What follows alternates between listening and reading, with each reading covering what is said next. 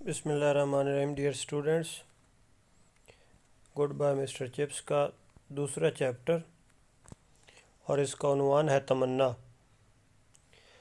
سڑک کے پار بروک فیلڈ اسکول کی پرانی عمارت کھڑی تھی، درختوں میں چھپی، موسم خزاں کی سرخ اور سبز رنگوں والی بیلوں میں لپٹی ہوئی. ایک بہت کشادہ دلان ہے جس کے ارد گرد 18ویں صدی کے طرز تعمیر کی عمارتیں پھیلی ہوئی ہیں.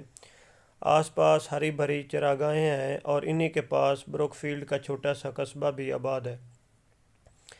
ویدربی نے بالکل درست کہا تھا کہ بروک فیلڈ اسکول ایک قدیم اور تاریخی ادارہ ہے. اس ادارے کی بنیاد ملکہ الزبتھ کے زمانے میں رکھی گئی تھی. تب سے اب تک یہ ادارہ گمنامی اور شہرت کے سمندر میں ڈوبتا اور ابھرتا چلا آ رہا تھا. بادشاہ جارج اول کے عہد میں اس کی مرمت ہوئی اور نئے کمرے بھی تعمیر کیے گئے. ایسے ادوار بھی آئے جب یہاں طالب علموں کی تعداد کم ہوتی تھی.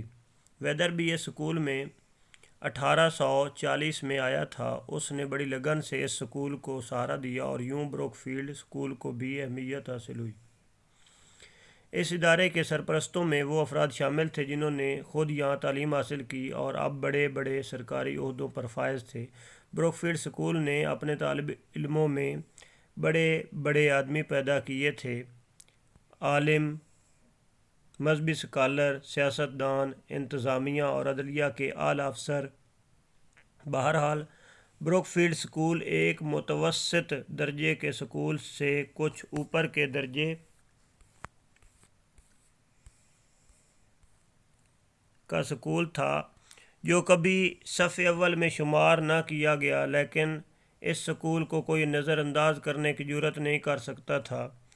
چپس اپنے خاندان، معاشرتی درجے اور تعلیمی قابلیت کے لحاظ سے خود متوسط درجے کا ایک معزز انسان تھا. خود اسے اپنی محدود صلاحیتوں کو پہچاننے میں کافی وقت لگا تھا. وہ ایک ایسا انسان تھا جو نہ تو مغرور تھا نہ ہٹیلا.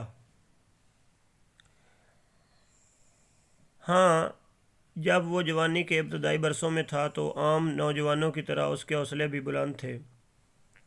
اس نے بھی یہ خواب دیکھا تھا کہ وہ کسی بڑے اسکول کا ہیڈ ماسٹر بنے گا یا پھر کسی بڑے تعلیمی ادارے میں سینئر استاد کا مقام حاصل کرے گا. مگر جب ایسا نہ ہوا اور مایوسی نے بہت کچھ سوچنے پر مجبور کیا تو اس نے اپنی محدود صلاحیتوں کی شناخت کی. بہرحال حالات نے اس میں خود اعتمادی پیدا کر دی جو اپنی جگہ بڑی نعمت تھی، کیونکہ ایک ایسا آدمی جس کا خاندان بڑا نہ ہو، اثر و رسوخ نہ رکھتا ہو اور نہ ہی وسائل اور ذرائع ہوں تو پھر خود اعتمادی ایک نعمت بن جاتی ہے. 1880 میں چپس کو بروک فیلڈ سکول میں آئے پورے 10 برس ہو گئے. اب اسے یقین ہو گیا کہ اسے یہاں سے کسی اور جگہ نہیں جانا ہے، اس لیے یہی بہتر ہے کہ اب وہ یہیں رہے. جب